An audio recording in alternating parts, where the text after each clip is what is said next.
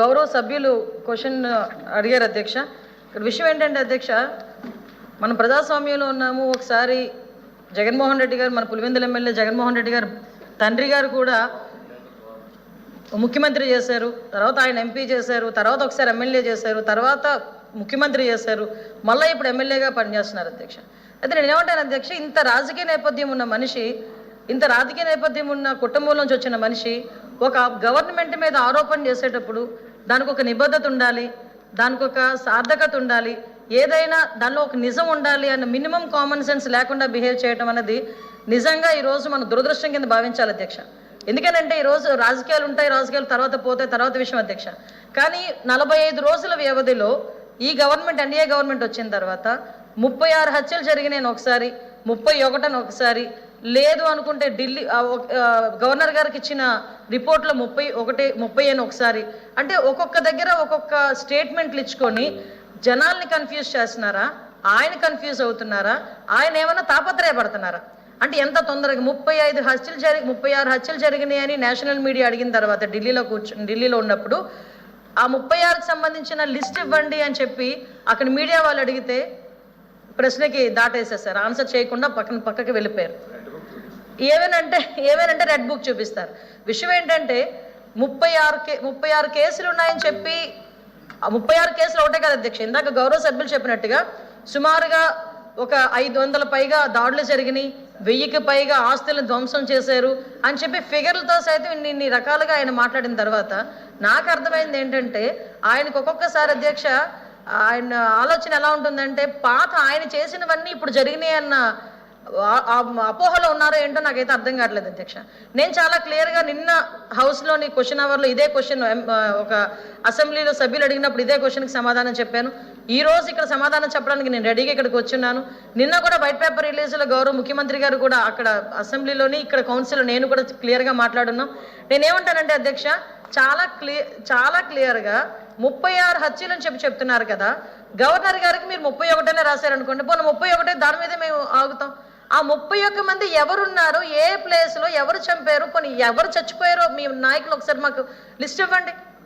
అవి రాజకీయ హత్యలని మాట్లాడుతున్నారు కదా, ఆ లిస్ట్ ఇవ్వండి, మేము దాని మీద చర్యలు తీసుకుంటామని చెప్పి స్ట్రైట్ అవే హోమ్ డిపార్ట్మెంట్ తరఫున నేను అక్కడ చంద్రబాబు నాయుడు గారు గవర్నమెంట్ తరఫున మేమందరం సిద్ధంగా ఉన్నామంటే ఈ రోజుకి ఎందుకు అధ్యక్ష నేమ్స్ ఇవ్వలేకపోతున్నారు?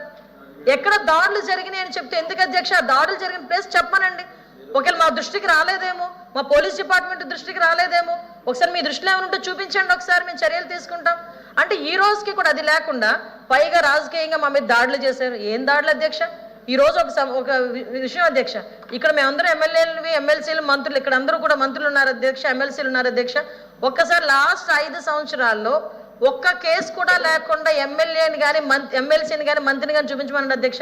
ఈ రోజు నేను అడిగితే ఒకసారి ఎంతమంది మీద కేసులు ఉన్నాయంటే మేము చేతులు ఎత్తాం అధ్యక్ష. ఒక్కసారి ఎవరైనా చేతులు ఎత్తే పరిస్థితి ఏదైనా ఉందంటే ఎవరి మీద కేసులు ఉన్నాయా? కేసులు ఉన్న వాళ్ళు ఒకసారి ఛాన్స్ రైజ్ చేసుకుంటే, ఇంక్లూడింగ్ మీ, నా మీద 23 కేసులు, లోకేష్ గారి మీద ఒక 23 కేసులు, అందరి మీద మినిమం +10 అధ్యక్ష. అంటే ఇన్ని కేసులు మా మీద పెట్టి ఈ రోజు మేము ఏదో వాళ్ళ మీద కేసులు పెట్టామని చెప్పి తిరిగి మా మీద క్వశ్చన్ చేయడం అధ్యక్ష. మీ మీద కూడా ఉన్నాయా సార్ కేసులు? వాళ్ళ మీద కూడా ఉన్నాయి అధ్యక్ష. అంటే ఓవరాల్ గా ఇక్కడ కూర్చొని మేడం గారు కూడా ఒకసారి ప్రతిపక్షాలకి అంటే జగన్మోహన్ రెడ్డి అధికారంలో అటువైపు వెళ్తే ఆటోమేటిక్గా వస్తాయి అధ్యక్ష. ఇంకా అటువైపు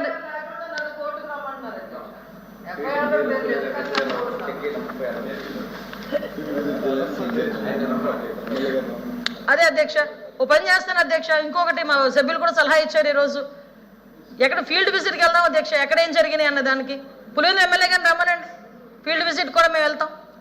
అంటే ఓవరాల్గా చెప్పాలంటే ఇన్ని హత్యలు జరిగిపోయి అని చెప్పి ఒక రాష్ట్ర ప్రతిష్టను దెబ్బతీయడానికి అధ్యక్ష. ఇదంతా కాజ్ ఏంటంటే లాస్ట్ 5 సంవత్సరాల్లో అతను పరిశ్రమలు తెచ్చుకోలేకపోయాడు, పెట్టుబడులు తెచ్చుకోలేకపోయాడు, రాష్ట్రాన్ని అభివృద్ధి పథంలో ముందుకు తీసుకెళ్లలేకపోయాడు, కేవలం దోపిడీకి, దారుణాలకి, అవినీతికి అడ్డాగా మార్చాడు.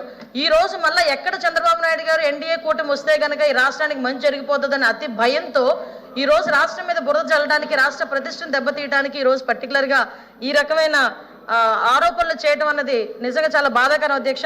దీని మీద కౌన్సిల్ కూడా నేను చెప్తున్నాను అధ్యక్ష, కౌన్సిల్లో కూడా దీని మీద ఒకసారి మీరు కూడా చర్యలు తీసుకోవాలి అధ్యక్ష. ఎందుకంటే గవర్నమెంట్ మీద ఇటువంటి ఆరోపణలు ఒక ఎమ్మెల్యే చేయటం అన్నది ఎంతవరకు సమంజసం, దానికి ఇక్కడున్న ఎందుకని మీరు అడగవచ్చు ఎమ్మెల్యే విషయం ఇక్కడ ఎమ్మెల్సీల దగ్గర మీరు కౌన్సిల్లో ఎందుకు అడుగుతున్నారని. దానికి అధ్యక్షత వహించిన పులివెందుల ఎమ్మెల్యేకి వెనకాతల వత్తాసుగా ఇంతమంది ఎమ్మెల్సీలు అందరూ కూడా ఆబ్సెంట్ అయ్యి వెళ్ళారు అధ్యక్ష, అక్కడ దానికి వత్తాసు పలికారు అధ్యక్ష. సో వీళ్ళు కూడా దానికి యాక్సెప్ట్ చేసినట్టే. డెఫినెట్గా దాని మీద మనందరం కూడా చర్యలు తీసుకోవాలి అధ్యక్ష.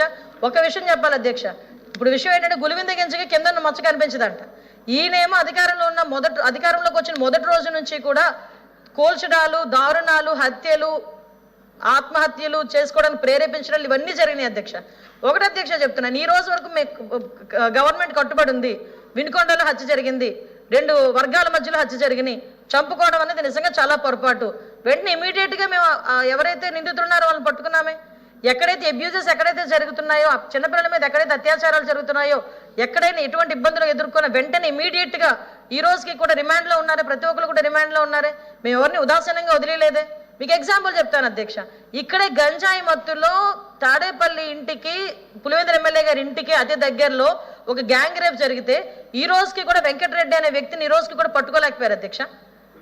దిశ పోలీస్ స్టేషన్ ఎదురుగా, దిశ పోలీస్ స్టేషన్ ఓపెనింగ్ రోజే సార్ చెప్పాలి సార్, ఎందుకంటే జరగకుండా చూడండి సార్ పట్టుకోవడం కాదు, జరగకుండా చూడండి సార్. నేను చెప్పేది లాస్ట్ చెప్తున్నాను సార్, జరగకుండా చూడండి. జరగకుండా పట్టుకున్నాం అంటే అలా జరుగుతా ఉంటే పట్టుకుంటే కాదు కదా. మీరు అన్నది కరెక్ట్, జరగకుండా చూడండి. మీరు అన్నది కరెక్టే అధ్యక్ష. ఇప్పుడు విషయం ఏంటంటే ఒక నిమిషం సార్, పట్టుకోకుండా చూడటానికి పోలీసులు బలోపేతం చూడటం కాదు, అదే పట్టుకోకుండా చూడటం కాదు, జరగకుండా చూడడానికి పోలీసులను బలోపేతం చేయాలి సార్. పోలీసులు బలోపేతం చేయడానికి ఈరోజు పరిస్థితి వ్యవస్థలు ఎలా ఉన్నాయి సార్? ఈరోజు పోలీసులకి కనీసం మినిమం ఫెసిలిటీస్ అయినా మనం 5 సంవత్సరాలు ఇవ్వగలిగారా? ఏ రకంగా పట్టుకుంటారు సార్ పోలీసులు మాత్రం?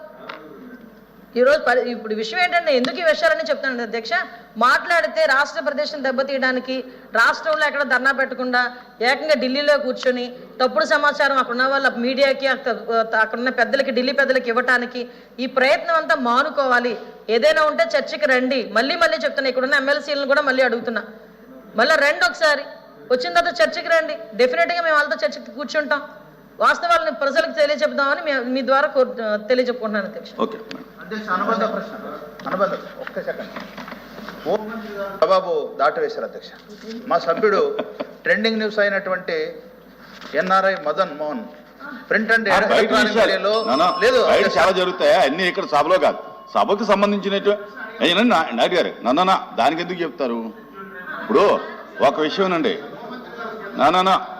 అది దానికి సంబంధం లేదండి, సభకు సంబంధం లేని విషయం అది.